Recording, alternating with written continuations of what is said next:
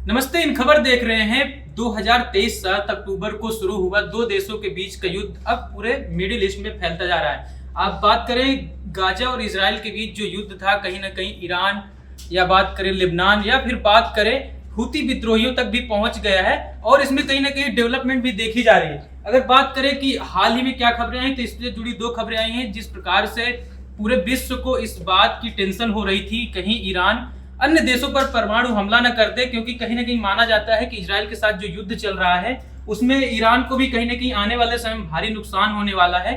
तो इसी से जुड़ी दो डेवलपमेंट है। पहली डेवलपमेंट ये है कि ईरान के जितने भी न्यूक्लियर स्टेशन थे वहां पर इजराइल ने साइबर हमला कर दिया। ये कि करंट की न्यूज है। और सुबह सुबह एक खबर ये भी आती है जिसको द वॉल स्ट्रीट जर्नल ने पब्लिश की, आप ये डेस्क पे देख रहे होंगे। तो ये खबर पब्लिश की गई है और कहीं ना कहीं इसकी जो हेडलाइन है इसमें ये बताया गया है कि यूएस अलायंस, यूएस की जो एलाइज पार्टियां हैं या बात करें अमेरिका के जो मित्र राष्ट्र हैं, ईरान ने उन्हें धमकी दी है, एक प्रकार से सीक्रेटली धमकी दी है कि अगर आप लोगों ने इजराइल को किसी भी प्रकार की मदद की तो आपके ऊपर सीधा न्यूक्लियर हमला हो सकता है। ये दो डेवलपमेंट है। लेकिन ये कहानी शुरू कहां से होती है? जैसा कि मैंने बताया कि 7 अक्टूबर को इजराइल पर हमास, जो कि गाजा के विद्रोही हैं, उन्होंने हमला किया इजराइल पर। उसके बाद इजराइल लगातार हमास पर हमला कर रहा था। लेकिन इसके साथ ही अन्य देशों के जो विद्रोही ताकत है या हमास का समर्थन करते थे वो लोग भी आगे आने लगे और कहीं ना कहीं इजराइल पर हमला करने लगे थे।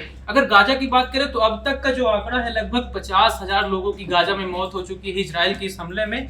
लेकिन इसी के साथ लेबनान की बात करें जिसमें ईरान की एंट्री होती है, तो लेबनान का जो हिजबुल्ला एक संगठन है उसका जो प्रमुख है, 1 अक्टूबर को एक खबर आती है, क्योंकि लगभग 1 साल पूरे होने वाले थे इस पूरे प्रकरण को, इस पूरे युद्ध को। तो 1 अक्टूबर को खबर आती है कि इजराइल ने लेबनान में स्थित हिजबुल्ला का जो मेन प्रमुख है उसको मार गिराया। और ये खबर ऐसे समय में आती है जब यूएन में सारे देशों के जो राष्ट्राध्यक्ष थे वो भाषण दे रहे थे और संयोग से ये हुआ कि इजराइल के जो प्रधानमंत्री हैं वहां पर अपना स्पीच दे रहे होते हैं और इस बात का जिक्र करते हैं कि इजराइल और हम इस बात को सुनिश्चित करना चाहते हैं कि मिडिल ईस्ट में शांति हो। उसके 1 घंटे बाद ये खबर आती है कि इजराइल ने लेबनान पर हमला कर दिया और हिजबुल्लाह के जो प्रमुख हैं उनकी हत्या हो जाती है। इसके बाद से ईरान कहीं ना कहीं उग्र हो जाता है, क्योंकि माना जाता है कि ईरान और हिजबुल्लाह के काफी नजदीकी रिश्ते हैं। जिसके बाद से यह खबर आती है कि ईरान ने लगभग 150 से 160 मिसाइलें इजराइल पर दाग दी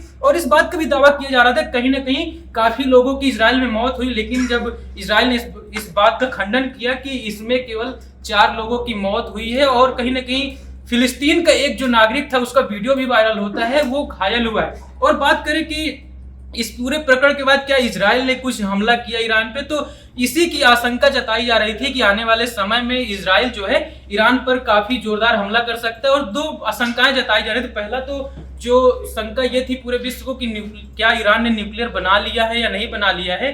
अगर नहीं बना लिया, इसके डेवलपमेंट में काम कर रहा है ईरान, तो वहां पर इजराइल हमला कर सकता है, एयर स्ट्राइक कर सकता है। दूसरी खबर ये थी कि जो कहीं ना कहीं गल्फ कंट्री में आता है ईरान, और ईरान में भी कहीं ना कहीं तेल का बहुत बड़ा सोर्स है, उसके जो ऑयल रिजर्व्स है उसे भी इजराइल तबाह कर सकता है। तो इसके डर से ईरान ने इस बात का जिक्र किया है मिडिल ईस्ट या बात करें कि जो गल्फ कंट्री हैं उनमें सऊदी अरेबिया आता है। सऊदी अरेबिया की ये चिंता बढ़ती जा रही है और उसने कहीं ना कहीं अमेरिका से भी गुहार लगाई है कि आप इस युद्ध को कहीं ना कहीं रोकें, और अगर युद्ध नहीं रोक सकते तो इस बात का प्रयास करें और इस बात को सुनिश्चित करें कि ईरान के जो न्यूक्लियर जो स्टेशन है या बात करें ऑयल रिजर्व है वहां पर हमला ना हो पाए। इस पूरे मामले पर आपकी क्या राय है, हमें कमेंट बॉक्स में जरूर बताएं। धन्यवाद।